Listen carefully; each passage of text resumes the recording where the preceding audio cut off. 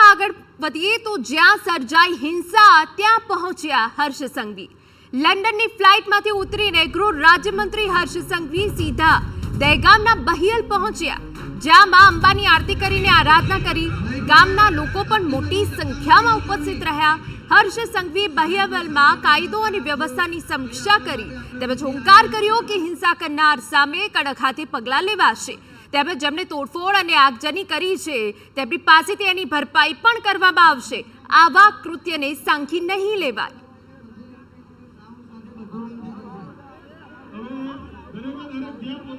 દરવાજાઓ તોડીને એક દંગાઈઓને શોધીને પકડવામાં આવ્યા છે। આ એક દંગાઈઓ ઉપર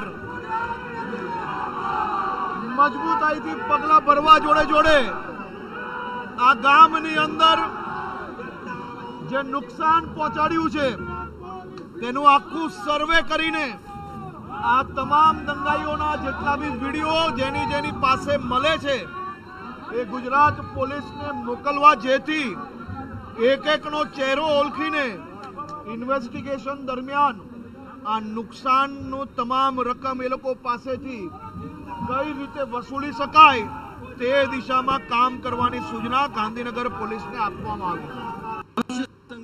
ગૃહ રાજ્યમંત્રી હર્ષ સંઘવીની હાજરીમાં જ ગામમાં મોટી સંખ્યામાં એકઠા થયેલા ગ્રામજનોએ ગુજરાત પોલીસ જિંદાબાદના નારા પણ લગાવ્યા। હર્ષ સંઘવીએ પણ પોલીસની કામગીરીની પ્રશંસા કરી અને કહ્યું કે જે તોફાની તત્વોએ નવરાત્રી દરમિયાન આ હિંસા કરી છે તેમની સામે કડકાઈથી કાર્યવાહી કરવાની ખાતરી આપી। બહિયલમાં જે તોફાનીઓએ હિંસા કરી છે તેમના કૃત્યની ભર્ત્સના કરી ઉપરાંત તોફાનીઓને બચાવનારા અને તેમને છુપાવવામાં મદદ કરનારા તમામને આડે હાથ લીધા। ગ્રામજનોને પણ તેમને હૈયાધારણા આપી અને જે લોકો ભાગી રહ્યા છે એને બચાવનાર કે છુપાવનાર લોકોને બી ગુનેગાર ગણવામાં આવશે અને એમની ઉપર બી સખ્તાઈથી પગલાં ભરવામાં આવશે। હું આજે આ માઈ ભક્તો જોડે અહીંયા આરતી કરવા આવ્યો છું। ગામમાં એમની સાથે રહીને મા ભક્તિનો અવસર આજે મને પ્રાપ્ત થયો। હર્ષ સંઘવી બહિયલની હિંસામાં જે પ્રકારે મોટી સંખ્યામાં વિદર્ભીઓએ હુમલો કરીને શાંતિ ભંગ અને તોફાન મચાવીને અરાજકતાનો માહોલ ઊભો કર્યો હતો, પોલીસે ગાડીને પણ નિશાની લીધી હતી, પરંતુ ત્યારબાદ પોલીસે તમામ આરોપીની શોધખોળ કરીને પહેલા જ દિવસે 60 જેટલા લોકોને રાઉન્ડ અપ કરી લીધા અને બીજા દિવસે પણ પોલીસે સ્ટ્રાઇક કરી કડક હાથે આરોપીને શોધીને તેમને ઝડપી પાડ્યા।